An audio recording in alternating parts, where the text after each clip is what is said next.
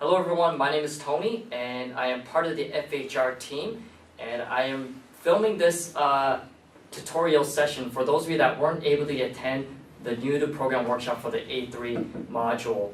I will do my best to try to cover all the components as thoroughly as possible, but should you have any questions after the tutorial, please feel free to contact us for additional questions. Let's start with the objectives for the A3 module. So we created this program to help students evaluate and analyze information using more difficult social and abstract topics. In terms of the materials, we have two. On my left, we have the Smart Learning textbook, and on my right, we have the workbook. You will be using both, but for simplification purposes, we will right now focus only on the workbook.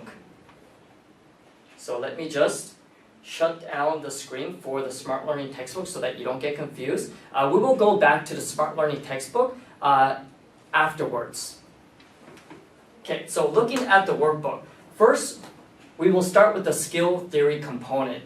For PAR level all the way to Brody level, the first component will always be the skill section. For the first lesson, the skill is very simple. You're going to be focusing on teaching students how to identify the topic, the main idea, and supporting details. Your main idea is essentially the thesis statement. The best way to cover the skill component is to, while you are prepping, make sure to highlight only the key words that are presented in the workbook. You shouldn't spend too much time having kids read line for line. Only highlight the key sentences. But to ensure that the students fully understand the skill for the given lesson is to always prepare a simple example for the students. Always write the example on the board and try to have students justify it as well to ensure that they've understood the skill that you are teaching them. Afterwards, once you feel like that the students understood the skill, I would suggest pairing up the students in twos and have them come up with their own examples. So a rule that I have is anytime you ask students to prepare or complete a task, whether it's as simple as creating an example or as difficult as creating an output for a presentation, always have students share it. That way, you know that students are going to put in a greater effort to create to complete their task. Okay, so you shouldn't spend too much time on the skill, especially for a skill as simple as identifying the topic, main idea, and supporting details. I would say if you're going to have students share their own examples as well, probably 5 to 10 minutes should be sufficient to cover the skill section. Let's go on to the next page. Okay, after you've covered the skill section, when you go into the next page, you will arrive at an exercise component. Okay? There will always be two exercises. The first exercise will be very simple. There's just one paragraph. And from this one paragraph, you will need to apply the skill that you taught them for the lesson and have students identify the topic, main idea, and supporting details. Now, since it is just one paragraph, I would try to complete this fully guided. And when I say fully guided, it doesn't mean you need to have students read line for line.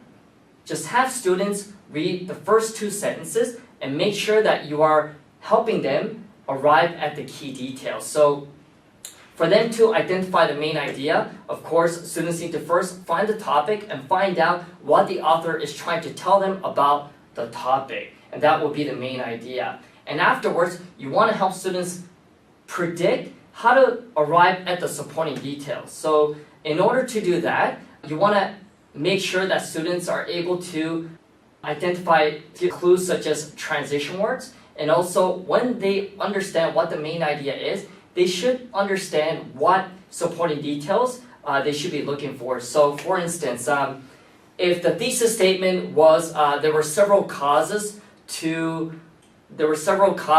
for the storm, okay? The students should be looking for the several causes. Okay, so make sure when you're helping students make predictions that you're asking very specific questions and not just asking them to look for supporting details. And the bolded words, those are the words that would also appear in the Words to Chunks book. While you are preparing though, for the bolded words, and not just the bolded words, for any vocabulary words that you think students will need to know in order to comprehend the passage better, I would always write down the synonym or key phrases on the board so that they all have an understanding of what those words actually are. And this also prevents students from raising their hands constantly, asking the same questions. Okay, and after you've completed the fully guided skimming for this paragraph, students afterwards would go ahead and fill in the blanks. Make sure that the students are writing down the sentences in complete sentences as well, and they're not just writing down 1 or 2 words. Let's go into exercise 2. As you can see, we have 4 paragraphs for this passage. So a little bit more difficult, but again, the paragraphs are actually very short, so it shouldn't be too difficult for the students. Once again, you want to help students identify the topic, find the main idea, and ask specific leading questions so that they can identify the supporting details a lot quicker. And once you finish that, the students once again will have to fill out the questions. But filling out the questions should not take very much time. It should actually be very easy for them if you cover the skimming and annotate together with the students for this reading passage. So filling out the blanks, it should just be a quick review for them. If you are to complete the exercise 1 and exercise 2 quickly, and you have 30 minutes to complete both, of course you'll spend most of the time doing the review for exercise 2. Please be sure to spend a little bit of time doing discussions as well, since the topic will permeate throughout the entire class. Okay, now that you've completed the skills section, exercise 1 and exercise 2, I'm going to be opening up the Smart Learning textbook here. This is when we start using the Smart Learning textbook. Let me open up the lesson. Okay. Now, this page, the first page here actually, is going to introduce the topic for the in-class quiz passage. It'll be very similar to the first 2 exercises that we've already covered, and we have a word map as well. So what you want to do is help students develop interest before they actually get into the in-class quiz reading passage. And the word map, using it, we want to help students make predictions as well as to how many supporting details there will be and what the supporting details will be about. You should spend about 5 to 10 minutes for this because you want to make sure that the students fully understand what the passage will be about, and you also want them to not waste any time and jump straight in to the in-class quiz passage once you get started. And in order to do that, you want to make sure that the difficult words that appears in the word map are covered as well. Okay, let's go into the next page. Okay, when we go into page 2, we have the outline. Okay, but it is highly suggested that you save the outline for later. After the students have completed the in-class quiz, meaning they've completed annotating the reading passage for the in-class quiz, and they've also completed answer the questions for the in-class quiz passage as well, the comprehension questions. So I will save this for afterwards. Okay, the outline is actually 2 pages long. Okay, since the passage will be 6 paragraphs long. Okay, if we're going to the 3rd page, we have the comprehension questions. Okay, we have 4 on this page, and we also have 4 more on the other page. So 8 total. Okay, now, before you get the students to start the in-class quiz reading pages, what I would do is I would make sure that their tabs are turned off. Okay, it is suggested that the students don't get to look at the comprehension questions in advance, because what most of the time they will end up doing is they'll try to answer the questions very quickly. But what we want to do is we want to make sure that the students annotate the in-class quiz reading passage fully before they actually look at the comprehension questions. So let's go into the in-class quiz reading passage. Okay?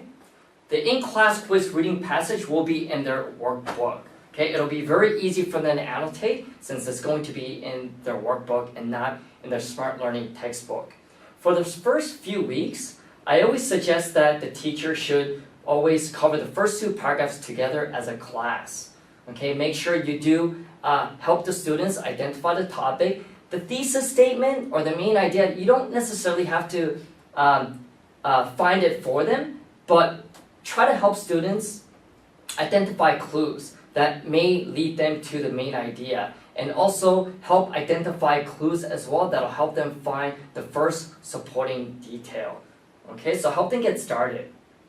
And I would recommend giving students 15 to 20 minutes to finish skimming the reading passage since it is about 6 paragraphs long. And the last thing we want to do is we don't want students rushing. So we want to make sure that we do give them ample time for them to read and think about what information they are looking for and make sure that they are annotating this properly. So while you give them 15 to 20 minutes to skim and annotate the reading passage, make sure you are proctoring to ensure that the students are annotating the reading passage properly. Okay, so it's about it is exactly 6 paragraphs long for this particular lessons, but the length of the paragraphs will vary depending on the lesson and also the level.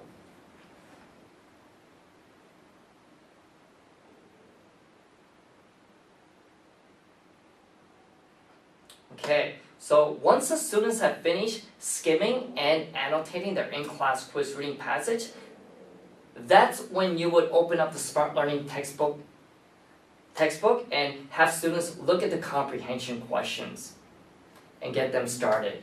I would probably try to give students 8 to 10 minutes to complete the comprehension questions. There are 8 questions in total, and again, the last one we want is students having picked the answers. So they should be referring to their annotations from their reading in-class quiz passage as they are answering the comprehension questions. Now, a lot of times when students read their comprehension questions, they won't understand what the question is asking for. So make sure that as you are prepping for the questions that are more difficult, try to explain those before getting the students started on answering the questions. Make sure you have the entire class's attention and explain it to everyone so that they're not asking the same questions repeatedly. A lot of times as well, students won't ask questions because they're either shy or they're embarrassed to ask the question. So as you are preparing, it's very important for us to identify the difficult questions and identify the difficult vocabulary words as well. And once you have identified those difficult vocabulary words, once again, I would write those words on the board so that the same questions are not being asked repeatedly. Okay, once students have finished answering the comprehension questions, make sure you grade it.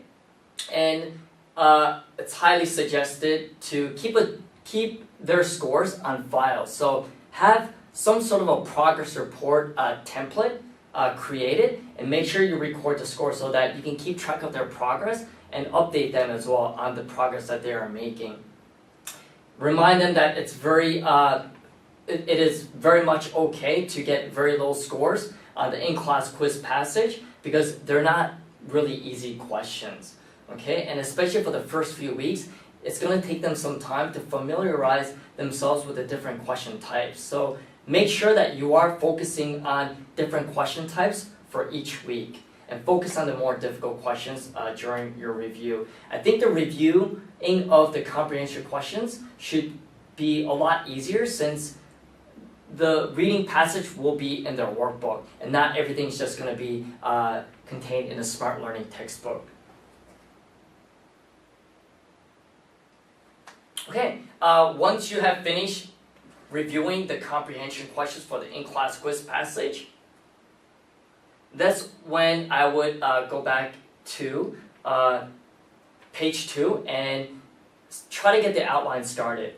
it's a lot of information for the students to fill out.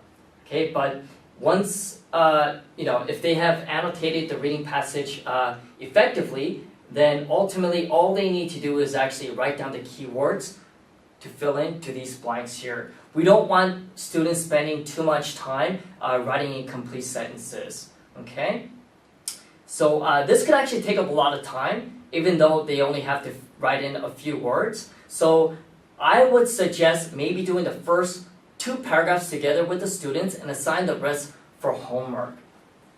Okay, all they need to do is refer back to their reading passage and again write down the keywords for each of the blanks. So maybe do a first 2 paragraphs together, again, as I suggested, and assign the rest for homework, because we still have a lot of stuff to cover in class. Okay, so 2 pages here. We have the comprehension questions. Oops. Okay. Alright, so I am going to turn off the Smart Learning textbook screen here.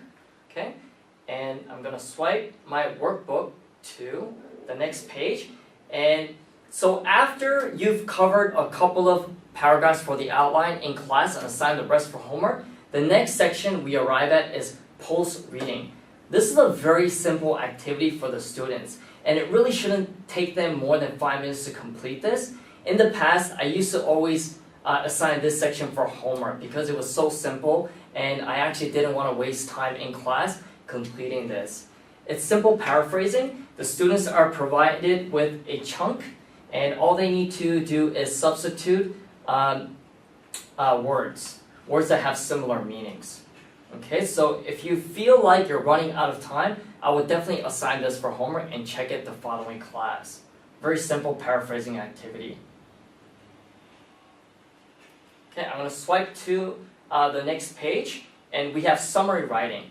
The summary writing is for their in-class quiz reading passage. Okay, so I know we're doing a lot of organizing and writing for the in-class quiz reading passage, but this will be the final task that we ask students to complete. For the summary writing, I always assign it for homework. Okay, now they've read the in-class quiz reading passage, they've annotated it, they've answered comprehension questions for it as well, and they've also done an outline for it as well. So they've done a lot already. All they need to do for summary writing is to write 1 paragraph containing the topic, their main idea, and also the supporting details as well.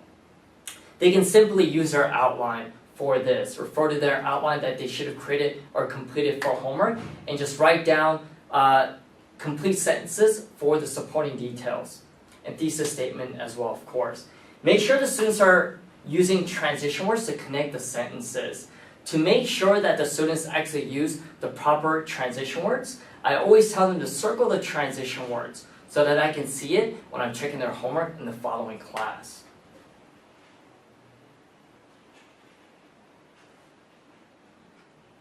Okay, and this is actually the final page from their workbook. Okay, so the last component that we have remaining is from their Smart Learning textbook. Okay, and we arrive at the critical thinking project. Okay, this is an output component where the students can collaborate, work in groups, and create some sort of a presentation. Now, the difference between a critical thinking project and their C2 project is that this is not perspective based. Okay, in a C2 class, you're going to get students presenting on different perspectives. So the presentations will be on different sides. But for the critical thinking project, every group should be presenting on the same task. Okay, and all the projects will be, either they will be required to create a poster or create a PSA. So it's very important for teachers as well. If you feel like the projects are getting too redundant, or if you feel like the projects are not something that you think the students will be very much interested in, it is totally fine to create your own project as well. You also don't need to record the critical thinking projects. Okay, so you would brainstorm first. It's just one page. Okay, you want the students to brainstorm first and have them write down the reasons. So to make this really fun for the students, make sure you prepare A4 or A3 papers in class to have them create their posters or brochures, okay, or signs for their PSA. Okay, and have them present it afterwards. If you're able to cover everything effectively in timely manner, you should have about 40 minutes remaining towards the end of the class to complete the critical thinking project. But 30 minutes, I think, should suffice because, again, they're not going to be required to create a presentation using a Polaris app. Okay, all they need to do is write down their reasons, okay, and also create their poster or brochures again and present it. It's always good to have maybe around 5 to 8 minutes remaining towards the end of the class to give feedback as well. Okay, so that is pretty much it for the A3 module tutorial. I tried to cover it as thoroughly as possible, but I'm sure many of you might still have questions pertaining to the A3 module. So for questions, please feel free to contact FHR team, and we'll do our best to try to address all your questions. Thank you.